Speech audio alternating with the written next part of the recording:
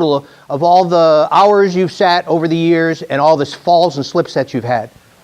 Because the problem with the human body, as I'm going to elaborate on in a little bit probably, is that there's so few pain fibers inside that we don't feel serious medical problems until they're advanced. And you hear about it all the time. You don't think about it the way I'm about to describe, but you heard, oh, he was never sick a day in his life, and then one day he keeled over and died of nothing. Well, you know that's not true. He had no symptoms because there's so few pain fibers inside the human body that we don't feel serious medical health problems until they're advanced. The reason I talk about that as a chiropractor is we have that same challenge. As the vertebrae work themselves out of alignment, there's no pain. As the discs bulge, because probably a third of the people with chronic reoccurring low back problems have disc problems, bulging, protruded, slipped, herniated discs. And then they'll take an MRI and they'll go, wow, you have a slipped, protruded, herniated disc. It looks painful, but it's not. The disc bulges for days, weeks, months, years, or decades with no pain. And then you go and you lift, you do something you've done 1,000 times before, and then the bulging is so bad that it hits that small part of the nerve that's pain sensitive, and that's what causes the acute. How about that? Yeah. Thank you.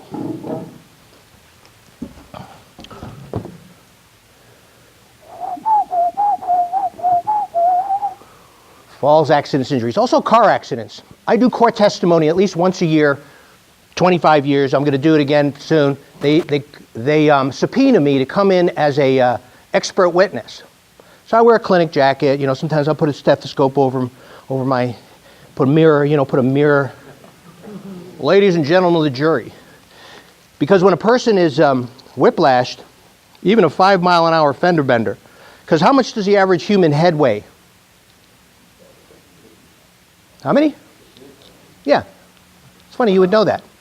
Ma'am, your husband's head weighs about 15 pounds. Gonna need extra. Yeah, about 15 pounds, but that of a bowling ball. And you bowled.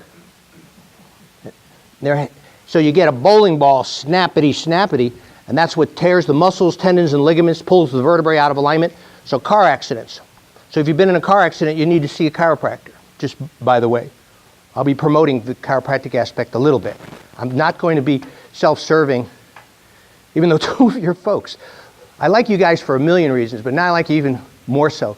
Two of your folks came to me before the class and, hey, Smitty, our health insurance covers chiropractic.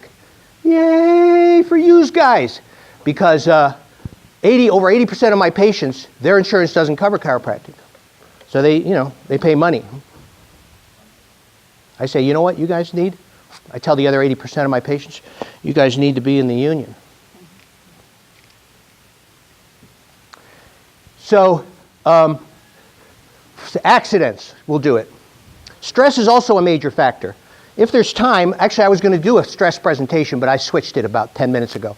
Don't worry, they're both good. I do stress presentations. Have me back next year. How to handle stress.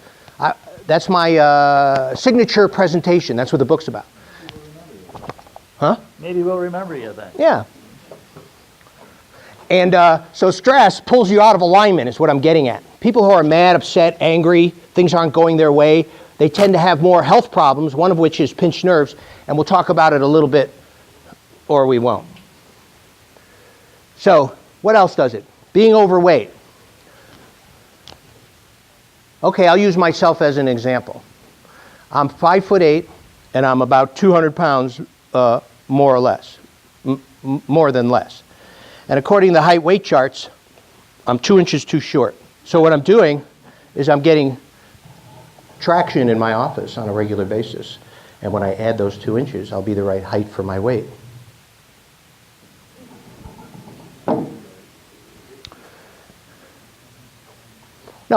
So let's say I'm 20 pounds overweight, for those of you who are rude. That means when I'm walking around or running, and it's 20 extra pounds of force on my back, my discs, my vertebrae. It has a tendency to pull them out of alignment a little bit more. But losing weight, is losing weight easy? No, we do weight loss workshops in my office on a regular basis, and we just gather around and complain. And then we're so stressed out, we have a donut. So it's not easy. Otherwise, we'd all do it. So how do we take care of our back? Well, one of the things I teach for the police and the fire departments, public works, wherever else I go, drawing a blank, the union groups that are labor unions, is lifting. How should we be lifting? Well, let me show you what you've heard, and I'll elaborate on it. If you're lifting something heavy, heavy is defined as, this is just the definition, 60 pounds or more for men, 40 pounds or more for women. I'm not sure it's gender related, but you lift, you keep your back straight, and you lift with the strongest muscles in the body, which are which? That's right, your legs. Good answer. And you lift, keep your back straight and lift like that, and you'll be able to lift more. That's more, better-er. For those of you taking notes. More, better-er. If you bend, now the lever arm system can be 5 to 1. It could be hundreds of pounds of force on your fifth lumbar disc. The fifth lumbar disc, and those of you who've had MRIs or have been to doctors, they've told you you have a fifth lumbar disc problem. And so part of it is all the bending and twisting and lifting you've done over the years.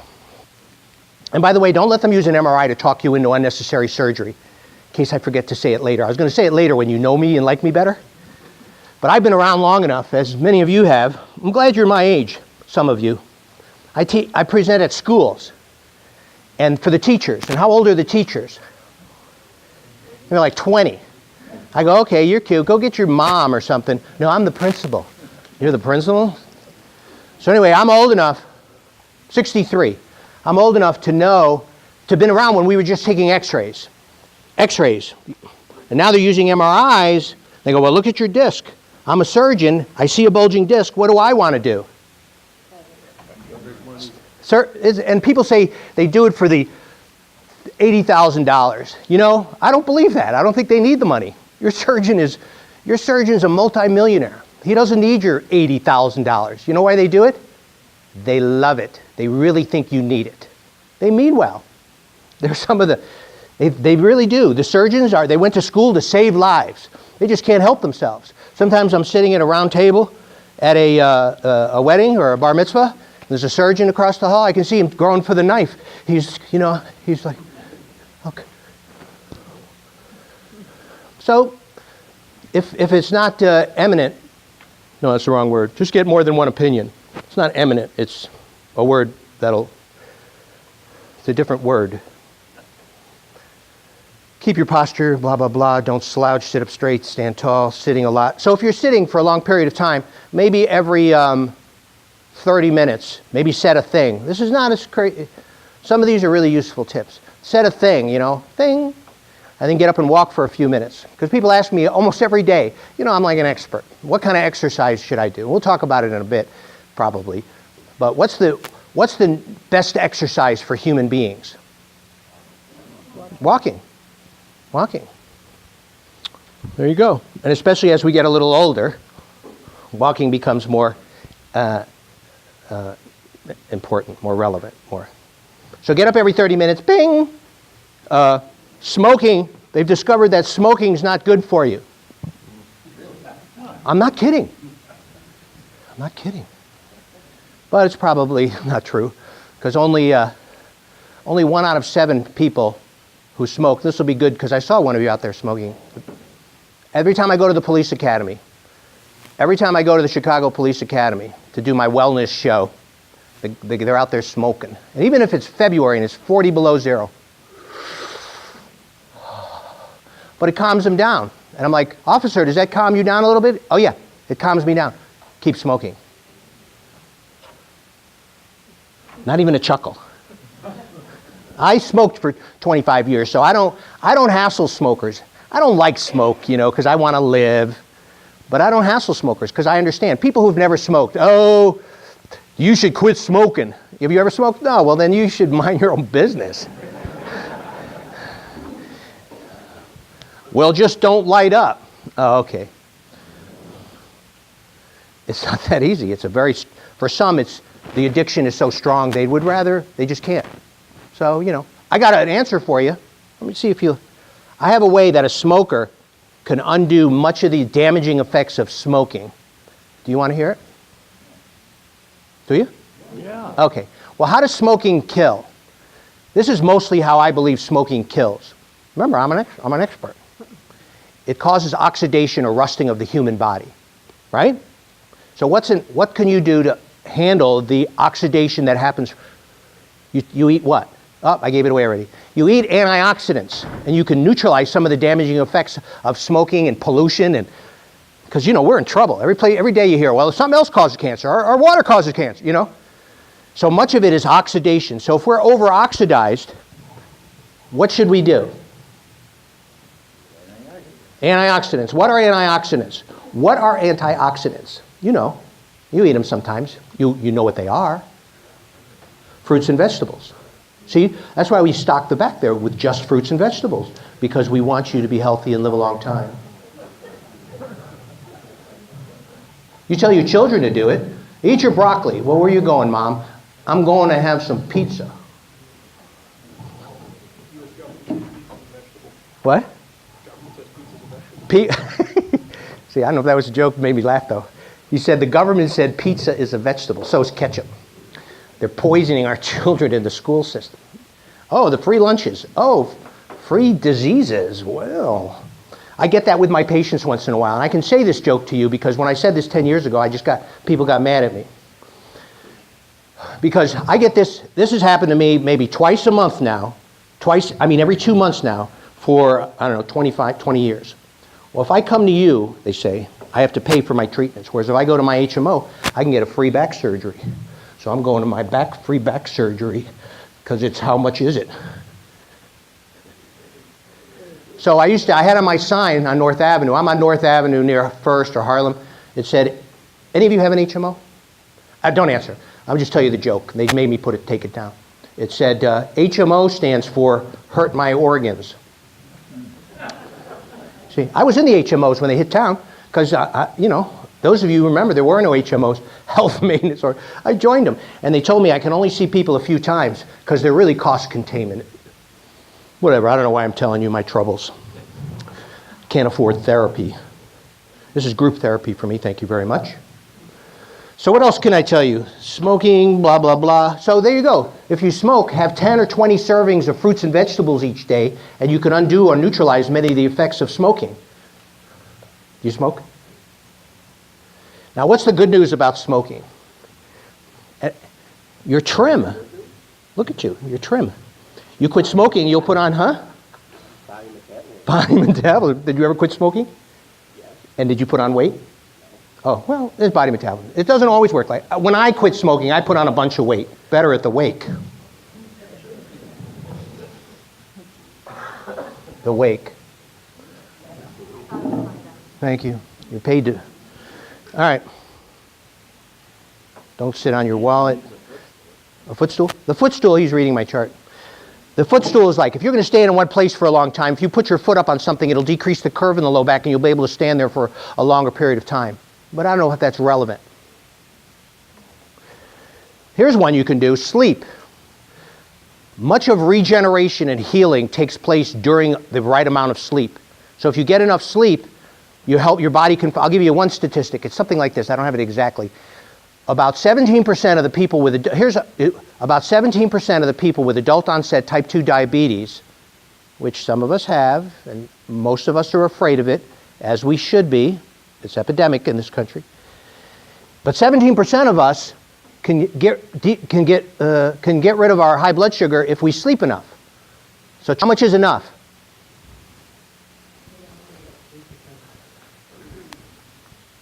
Yeah, I don't know. Enough. Interrupted or uninterrupted? Well, that's a good question. He said interrupted. There's a lot of individuality. Some things are like, all humans should eat blueberries. Wild blueberries, by the way. I'm going to give you a website if you want to try to cure everything with food, fruits and vegetables and herbs and spices. I'll give you a website. Let me give it to you now. So let's say you have a chronic disease, God forbid. You have a diagnosis. Whatever it is, blood pressure, blood sugar, cholesterol, autoimmune. Even the autoimmune is, when they said to you autoimmune, you said, well, what does that mean, doctor? It means your body is attacking itself. for about a second, and you're too respectful to say, well, my body is attacking itself. So whatever the disease, whatever the mystery symptoms are, try this guy out. I've been working with his website for 2 years. I've gotten many miracle cures, incurable, mysterious diseases. It's medicalmedium.com. His name, I would have handed it out on a thing, but I don't have it. His name is Anthony William. He's a weirdo. Now as we're getting older, we're noticing that some people who are brilliant are weirdos. When we were young, we were like, you know what, you're a weirdo, you need to be locked up and you're gonna hurt you. But now we're like, wow, you're a weirdo, but let me try your fruits and vegetables and see if it cures my high blood pressure.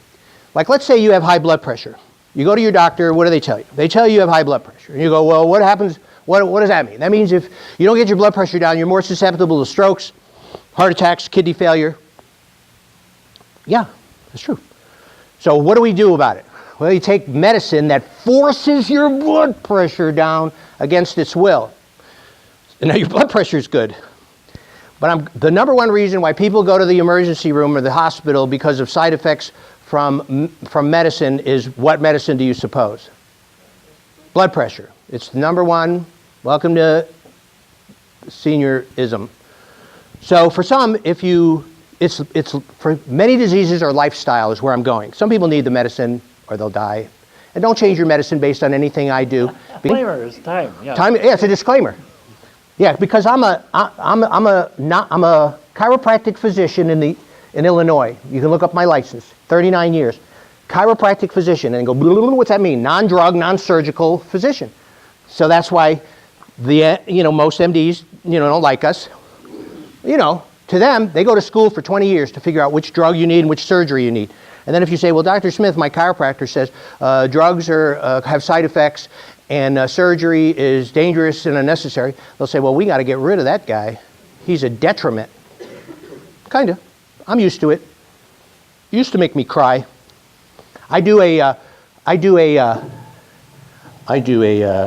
at the Taste of Elmwood Park every year, I set up a booth. You're laughing already. You know what's coming, maybe.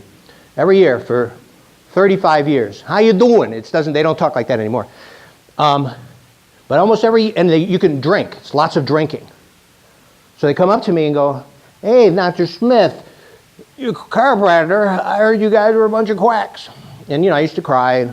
No, I went to college for 8 years.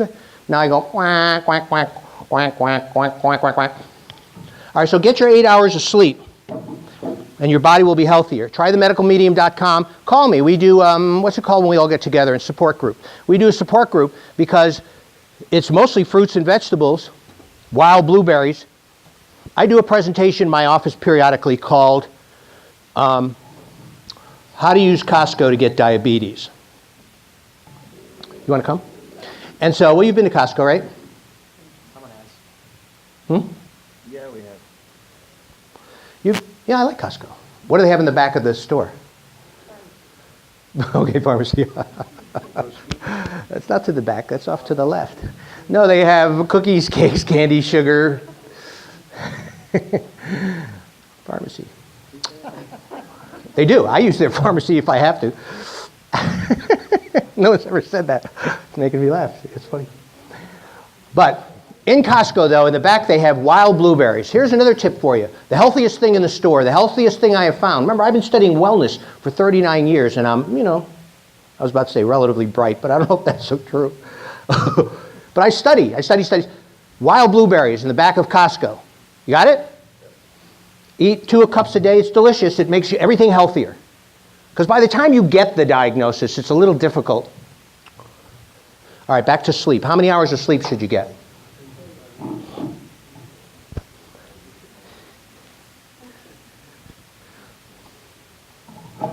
Is this okay? Is this too many jokes? I could give you more content if the jokes are irritating. All right, he wants more content. He goes, I have plenty of content. All right. Okay, I withdraw the question. So, how should you sleep? If you sleep on your stomach, your low back goes forward. What? If you sleep on your stomach, your low back goes forward, and to be able to breathe, you have to turn your head all the way. So if you sleep on your stomach on a regular basis, your spine will have a tendency to come out of alignment just by how you're sleeping. So what you want to do, starting tonight, is to move towards sleeping on either your side or on your back, and use the pillows to help keep your spine in the neutral position. Neutral position is kind of what it sounds like. Let's say you're on your back. You could put a rolled up towel or the like under the back of the neck to help increase the curve in the back of the neck. Also, what many of you may be able to do tonight is, see, here's the thing. I mentioned bulging discs because they are a problem. A third of the people I've examined have had disc problems.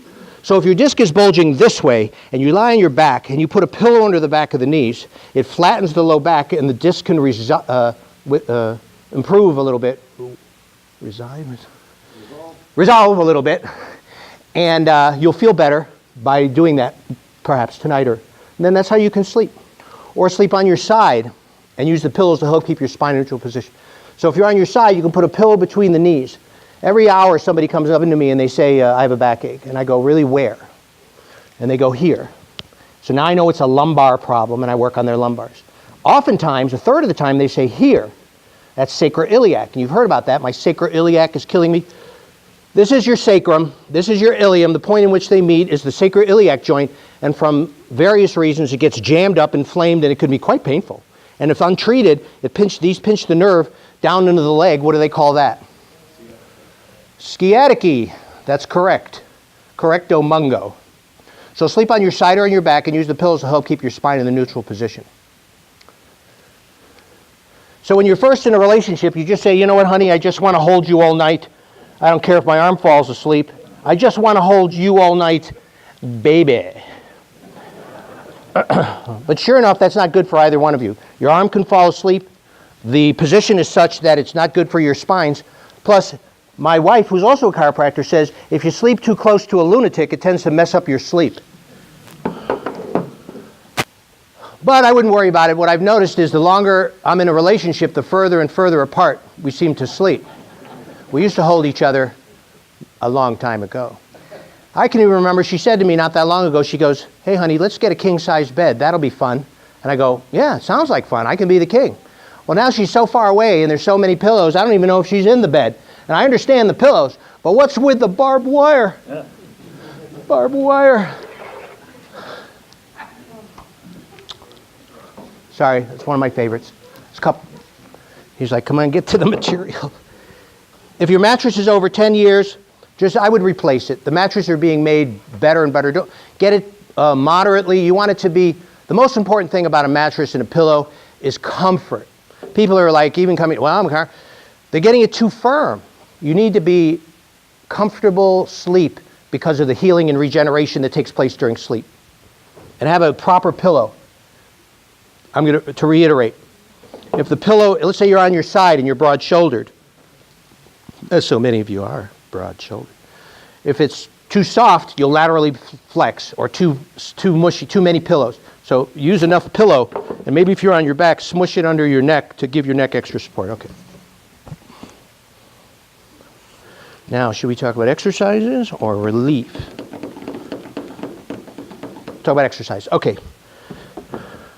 So, if I were to say, why do I think we end up with diseases, the bad ones, cancer, heart disease, diabetes, high blood pressure, I'll give you a statistic. The early turn of the 19th century, whatever they call that, 1911, hardly anybody was getting heart attacks in the United States. Isn't that interesting? You can Google it. It said, like the first, he's dead from a heart attack, was in the early 1900s, which means before that, people weren't getting heart attacks. Well, but now it's by far number one. Number one cause, not to say this weird stat, but the number one likelihood, we're all going to die one day, and what's the number one likelihood of what it'll say on our death certificate? Cardiac arrest or the like. So why is that? Well, the food. It depends whose book you read. The food, the stress. But high on the list is movement or activity. That's why they invented the word exercise. There was no health club. There were no health clubs on Earth until the 1940s. And then Jack LaLanne, remember that guy? He was a chiropractor, by the way. Didn't know that. Well, he used to say, hi, chiropractor, and then his sponsors, the drug company, said, I don't know. He goes, okay, I'm not a carpenter. And why did I bring him up? Wait. Oh, movement. He opened the first workout facility. So what should you do? And if it's enjoyable, it's the most important. Movement. Exercise. I go to Export, I go to LA Fitness, and now my wife talked me into a horrible place called Planet Fitness. It's Planet, your music is too frickin' loud. That's what it is.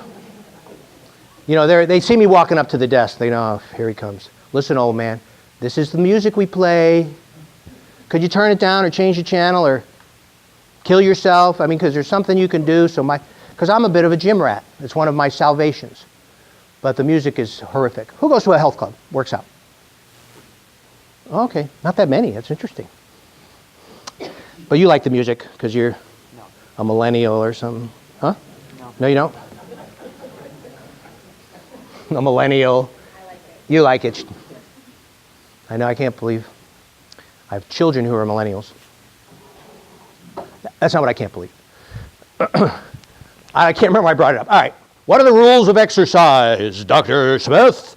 Helps fight off hormonal-related cancer, type 2 diabetes related to movement, certain mental health problems related to movement, cancer, heart disease, diabetes, high blood pressure related to movement, a lot of things. So you need to exercise, okay? Say yes. Yeah. All right. So what should you do? I get asked that all the time. Here's what you should do. You ready? You ready? Whatever you want. Doesn't matter. Well, what's the best exercise? I mean, I can tell you they're going to change the rules. They change the rules of exercise and nutrition and everything else every so many years. Haven't you noticed? If you come to my nutrition class, the first half hour is just me complaining because I've taught nutrition differently every 7 years for 40 years because let me ask you, should you eat the eggs? Who says no? Who says eggs are bad for you? See? And what else keeps changing? Should you eat the fish? Not anymore? Why not? Mercury? What else keeps changing? What else? Huh? Butter? Should you eat the butter? Moderation. You know why they came up with the term moderation? Because they don't know. Because they don't know, and they figure, well, even if it kills you, like here's what I say. Okay, well then I'm going to smoke moderately. I'm going to do just a teeny weeny bit of rat poison. I mean, so it's frustrating. So you can come to if you can come, every month we do a presentation on wellness and the nutrition one, which we're going to do in January. It's a free show, and it'll help with sleep apnea we're trying to fix, because that's a problem. Because when you know what the word apnea means? What does apnea mean? You know what sleep is. What's apnea? It's I think Latin, and my shoelace is open. Yeah, I mean, if you stop breathing for 5 minutes, by the way, just to give you something to worry about for the rest of your life, if you stop breathing for 5 minutes, on average, you're brain dead. No, you have nothing to worry about anymore. It's like both of my aunts, I said this to both, I didn't say it to them, I thought it in my head. This is what happened to both of my uncles.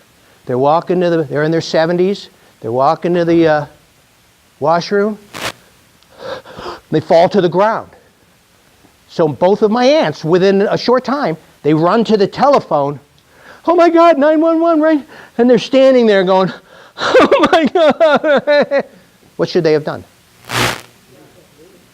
CPR, Auntie. You ever, So to work in my office, you need to be good at CPR, and we have a defibrillator.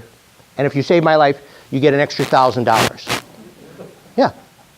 You think I'm joking, huh? The problem is my wife went around to these people and go, well, for $2,000, we'll go shopping, lifeinsurance.com. So do enjoyable activity. 50 minutes, 30 minutes, 70 minutes, enjoyable activity. So you should wear a pedometer, or Fitbit, but pedometer, how many steps a day? How many steps a day does a human need? 10,000. How many do you get? Anybody check it? No?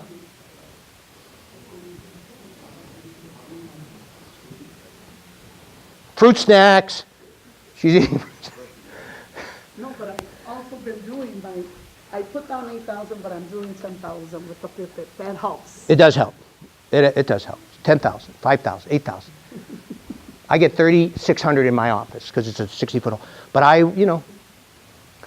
low impact cardio is swimming. Now, the most important part of exercise is that it's enjoyable. You got that? So who should swim? People that like to swim. People that like to swim. I can't tell you how many people. Like Dr. Smith, I bought a treadmill. And I said to myself, or to them, but I don't want to say it to them. I go, okay, 10 weeks later, what is it? It's a coat rack. They bought a lot. Do you like the treadmill? No, but I want to be healthy. I don't want to die. So find something movement-wise that you like. Who has something movement-wise that they enjoy? What do you do? A what ski? The ski machine. Oh, you like it? Yeah. And you put it in front of the TV or whatever? There you go. Anybody else? Dancing. You go dancing? No, I mean, even at home. Now, this is part of why I think women outlive men by nearly 7 years. You ever notice that? We're the only species on Earth that I'm aware of that the female species outlived this male species by so many years. Well, part of it is dancing. But mostly, I think, this is what I think. Remember, I've had 32,000 people come to me, about half women have. I'll say to a woman, you should maybe exercise and dance and and get some treatments. And a lot of times they'll go, you know what? That makes sense to me, so yeah, I'll do it. Now I work with the police department, mostly males. Every day, Joey, you need to come in and you need to change, you need to exercise, you need to quit smoking, you need to get treatments. And they're like, no. So there's a testosterone phenomenon that when you tell a being that has a lot of testosterone anything, the initial response is no, so we die. Just saying. Haven't you heard that study? Men in relationships live longer and respond, what's it called? They have a heart attack and they survive more than single men. You heard that one? It's true. You married? See? That's why you're here. And not... He's not afraid of dying now. He's not afraid of dying? I bet he is. Oh, he's not afraid of dying because he's married? See how that's a joke? That was. Hail Mary, full of grace, I wish I was in a different place. Yeah. We could make marriage jokes. I'll have you beat, but I do my marriage jokes mostly at the police department because they're hard to offend. That's why I work well with the police. Because when I do Catholic schools, sometimes they're like, doctors, like when I was doing a stress class for the police, I said, one of the causes of stress is stupid people ask stupid questions. And the lady goes, Dr. Smith, there really are no stupid people, and there's no stupid questions, are there? And I go, stupid question.